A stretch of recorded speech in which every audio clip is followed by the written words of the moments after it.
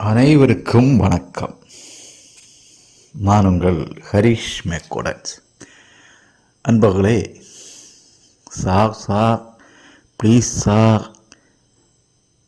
Sir கொண்டு வாருங்க sir என்று கதறிய திமுக இன்று சார் ப்ளீஸ் சார் வேண்டாம் சார் என்று கதறுகிறார்கள். இவர்கள் பாஜக என்கின்ற ஒரு கட்சியை ஒரு பூச்சாண்டி மாதிரி காண்பித்து மக்களை ஏமாற்றி பயமுறுத்தி அரசியல் செய்கிறார்கள். இது அவர்களுடைய நிரந்தரமான ஒரு ஃபார்முலா. இப்போது நமக்கு தெரியும், எஸ்ஐஆர் என்கின்ற அந்த அது வந்தால் மக்களுடைய வாக்குரிமையை பறித்து விடுவார்கள். பெண்கள், பழங்குடியினர், சிறுபான்மையினருடைய வாக்குரிமையை பறிப்பதற்காகத்தான் இந்த எஸ்ஐஆரை கொண்டு வருகிறார்கள்.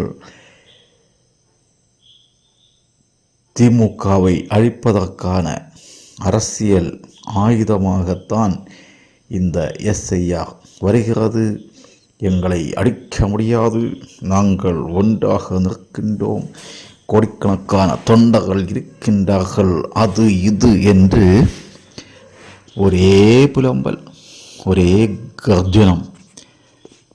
நாம் இதில் ஒன்று யோசித்தோம் என்று சொன்னால், இதே திமுக 2016 என்று நினைக்கிறேன் தேர்தல் கமிஷனிடம் விண்ணப்பம் செய்தது.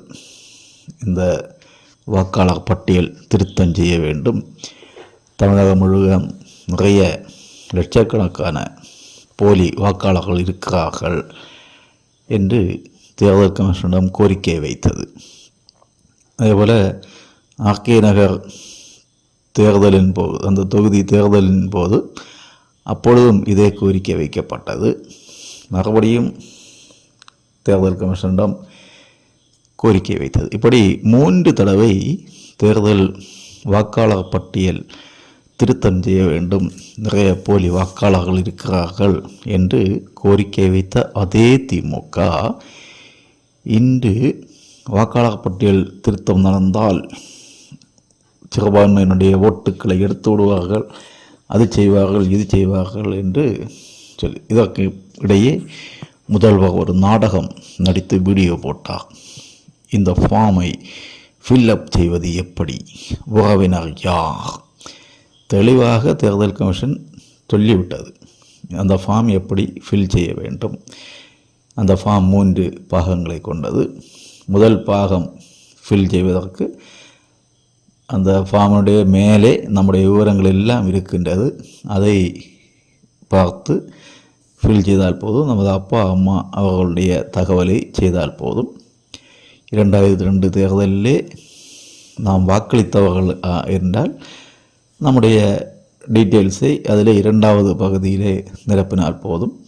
2002 தேர்தலில் நாம் வாக்களிக்கவில்லை என்றால் நம்முடைய உறவினர், அது அந்த நம்முடைய ஓட்டர் ஐடியிலேயே கிளியராக இருக்கும் உறவினர் பெயர், அப்பாவோ கணவனோ அம்மாவோ பெயர் இருக்கும். அது இல்லை என்றாலும் நாம் ஒரு உறவினரை, அது அப்பா அம்மா தாத்தா பாட்டி, இவர்கள் 2002 தேர்தலில் ஓட்டு போட்டவர்களாக இருக்க வேண்டும். அவர்களுடைய பெயரை குறிப்பிட்டு அவர்களுடைய அந்த டீட்டெயில்ஸ், வாக்காளர் அட்டை எண் போன்றவற்றை அந்த 3ஆம் இடத்தில் நிரப்ப வேண்டும், 2ஆம் இடம் நிரப்ப வேண்டாம். இதை பற்றி நிறைய வீடியோக்கள் போட்டாச்சு, எல்லாம் வந்தாச்சு. அப்போவும் முதல்வருக்கு சந்தேகம். சரி, இவ்வளவை நிரப்ப முடியும் என்றால் நீங்கள் எதற்கு பயப்பட வேண்டும்? இவ்வளவு விஷயம் ஒராளிடம் இருக்கின்றது, அப்பா இருக்கின்றார், அப்பாவுடைய ஐடி கார்டு இருக்கின்றது, இல்லை நாம் 2002 ஓட்டு போட்டிருப்போம், பிறகு என்ன, ஒரு பிரச்சனையும் இல்லையே. அப்போது இங்கே ஒரு பெரிய உறுத்தல். மேற்கு வங்காள மாநிலத்திலிருந்து வங்காளதேசத்தை நோக்கி ஆயிரக்கணக்கானவர்கள் ஓடுகின்றார்கள் என்று செய்திகள் வருகின்றன. இங்கே உள்ள ஊடகங்கள் அவற்றையெல்லாம் செய்தி ஆக்காது. வட இந்திய ஊடகங்களில் பல வீடியோக்கள் வருகின்றன. ஏன் ஓடுகிறார்கள்? இங்கே இந்த திருத்தம் நடக்கும்போது அந்த திருத்தம் செய்வதற்கான ஆவணங்கள் எதுவும் இல்லை. அதனால் அவர்கள் ஓடுகின்றார்கள்.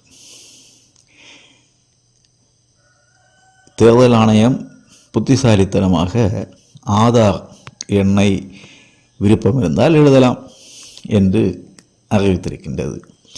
ஏனென்று சொன்னால் மேற்கு வங்காளத்திலெல்லாம் ஆட்சியாளர்களுடைய ஆதரவோடு புகுந்து வந்த பலர் ஆதார் கார்டெல்லாம் எடுத்திருக்கின்றார்கள் அந்த சமயத்திலே. அதே போல் தமிழகத்திலும் இருக்கா. திமுகவுடைய கூட்டணி ஆட்சியிலே எத்தனை பேருக்கு ஆதார் கொடுத்தார்கள் இல்லை என்பதெல்லாம் இந்த நேரத்திலே வெளிவரப்போகின்றது. அந்த ஆதார் கார்டுகள் வைத்திருப்பவர்கள் ஆதார் கார்டை மட்டும் ஆதாரமாக வைத்து இந்த திருத்தத்தை செய்திருந்தால் அவர்களுக்கு எல்லாருக்கும் பிரச்சனை இல்லாமல் இருந்திருக்கும். அப்படி பலர் இங்கே இருந்து கொண்டு பாகிஸ்தானுக்கும் வங்காளதேசத்துக்கும் ஆதரவாக நம்முடைய உணவை உண்டு கொண்டு சிங்கடிப்பார்கள். அவர்களுடைய ஓட்டு காங்கிரஸ், கம்யூனிஸ்ட், திமுக கூட்டணிக்கு கிடைக்கும், வெற்றி பெறலாம் என்று இருந்த நேரத்திலே தான் இப்படி எஸ்ஐஆரை திடுதிப்பு என்று கொண்டு வந்தார்கள். பீகாரிலே 65 லட்சம் பேர் சந்தேகத்துக்கிடமானவர்களானார்கள். பிறகு அதிலே கொஞ்சம் பேர் தான் இந்த 3 கட்ட தேர்தல் பீகாரில் நடந்து முடிந்தாகிவிட்டது. இவர்கள் ஒவ்வொரு பரப்புரையிலும் போதும் என்ன சொன்னார்கள்? ஐயோ, பீகாரில் 65 லட்சம் சிறுபான்மையர்களை ஓட்டை கெடுத்து விட்டார்கள். ஆனால் தேர்தல் 3 கட்ட தேர்தல் நடந்த போதும் யாருமே அதிகமாக என்னுடைய ஓட்டு போட முடியவில்லை, எனக்கு வாய்ப்பு கிடைக்கவில்லை என்று சொல்லவில்லை. நாம் இதை கவனிக்க வேண்டும். அப்போது இந்த 65 லட்சம் பேரும் உண்மையிலேயே போலி ஓட்டு, அவர்கள் எஸ்கேப் ஆகியிருப்பார்கள்.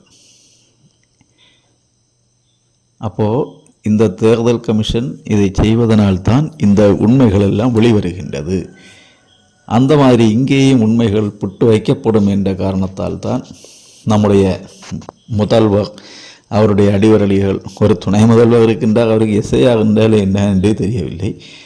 முதல்வர் அதற்கும் மேலே இப்படிப்பட்ட கூட்டம் மக்களை ஏமாற்றுவதற்கு இந்த மாதிரி உள்ள விஷயங்களை பயன்படுத்துகிறது. முதல்வர் மட்டுமல்ல, மேலிருந்து கீழே உள்ள தற்கொலை கொத்தடிமைகள் ஒருவர் விடாமல் 200 ரூபாய் ஊப்பிக்கள் அத்தனை பேரும் இந்த எஸ்ஐஆரை பற்றியே வதந்தி பரப்புகிறார்கள். இதில் ரசம் என்னவென்று சொன்னால், திமுக அபிமானிகளே பலரும் இந்த எஸ்ஐஆரை நிரப்புவது எப்படி, ஃபார்ம் ஃபில்லப் பண்ணுவது எப்படி என்பதை பற்றி வீடியோவை போட்டிருக்கிறார்கள்.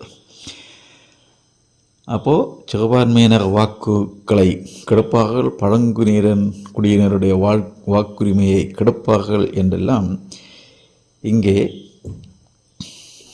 மக்கள் மத்தியில் பேசிவிட்டு உச்ச நீதிமன்றத்தில் இந்த எஸ்ஐஆரை தடுக்க வேண்டும் என்று வழக்கு போட்டப்போ இதில் ஒரு காரணத்தையும் சொல்லவில்லை. அவர்கள் இங்கே ஓட்டை கெடுத்து விடுவார்கள், சிறுபான்மையினரை கெடுத்து விடுவார்கள், அவர்களுடைய ஓட்டு கிடைக்காமல் போகப் போகிறது, அப்படிப்பட்ட ஒரு வாதமும் வைக்கவில்லை. உச்ச நீதிமன்றத்தில் அவர்கள் சொன்ன விஷயங்கள் என்ன என்றால், நவம்பர் டிசம்பரில் மழை வந்துவிடும், பிஎல்ஓக்கள் வெள்ளத்தில் சிக்கிக்கொள்வார்கள், நவம்பர் டிசம்பர் அறுவடை காலம், விவசாயிகளை சந்திக்க முடியாது, கிறிஸ்துமஸ், பொங்கல் போன்ற விழாக்கள் வருகின்றன, எனவே எஸ்ஐஆருக்கு தடை விதிக்க வேண்டும் என்று தான் கேட்டார்கள். அப்பாவியான பொதுமக்கள், இந்த திமுக சொல்லக்கூடிய பொருட்களை நம்பக்கூடிய பொதுமக்கள், தேர்தல் நேரத்தில் 1000 ரூபாய் தருவார்கள், அதை வாங்கி கொண்டு திமுக கூட்டணிக்கு ஓட்டு போடக்கூடிய பொதுமக்கள் இங்கே புரிந்து கொள்ள வேண்டும். இங்கே கள்ளத்தனமாக புகுந்து கள்ளக்குடியேறிகளாக வாழ்ந்து கொண்டிருப்பவர்கள் உங்களுக்கும் தேவையான ரேஷன் அரிசியை, உங்களுக்கு தேவையான உணவுப் பொருட்களை, உங்களுக்கு தேவையான அரசு நிதியை அவர்களும் பயன்படுத்தி கொண்டு இந்த நாட்டுக்கு விரோதமாக செயல்பட்டு கொண்டிருக்கின்றார்கள் என்பதை நீங்கள் புரிந்து கொள்ள வேண்டும். அவர்களுக்கு ஆதரவாக பொதுவெளியிலே பேசக்கூடிய திமுக அதே காரியத்தை தேர்தல் கமிஷனிடம், சுப்ரீம் கோர்ட்டிலும் சமர்ப்பிக்க வேண்டியதுதானே. இந்த மாதிரி பிரச்சனை இருப்பதனால் தடுக்க வேண்டும் என்று ஏன் அப்படி செய்யவில்லை? அப்படி சொல்லியிருந்தால் அவர்களுடைய வேஷம் வெளியே வந்திருக்கும். அவர்கள் சொல்லக்கூடிய எல்லாம் பொய், ஆதாரமில்லாத குற்றச்சாட்டு என்பது இந்த நாடகத்தின் மூலமாக நம்மால் புரிந்து கொள்ள முடியும் தானே. கேவலமாக பச்சையாக போலி அரசியல் செய்கிறார்கள். பொய் சொல்வதில் நம்பர் ஒன் முதல்வர் அது ஸ்டாலின் மட்டும்தான். சார் மட்டுமல்ல, எல்லா விஷயத்திலும் நமக்கே தெரியும். முன்னால் நீதிமன்றத்திலே பொதுமன்றத்திலே நீட் சமூக நீதிக்கு எதிரானது, ஏழை மாணவர்களுடைய கல்வியை பறிக்கிறது, 3% இருப்பவர்களுக்கு தான் நீட்டு, இப்படியெல்லாம் சொன்னார்கள். நீட்டை ஒழிக்கக்கூடிய சாவி முதல்வர் கையில் இருக்கிறது. அவர் முதல்வனானதும் முதல் வேலை அதுதான் என்று சொன்ன துணை முதல்வரை நாம் கண்டோம். திமுக கொத்தடிமைகள் எல்லோரும் அதைத்தான் சொல்லி கொண்டிருந்தார்கள். ஆட்சிக்கு வந்து ஆட்சி முடிந்து போகக்கூடிய காலம் வரைக்கும் வந்தாகிவிட்டது.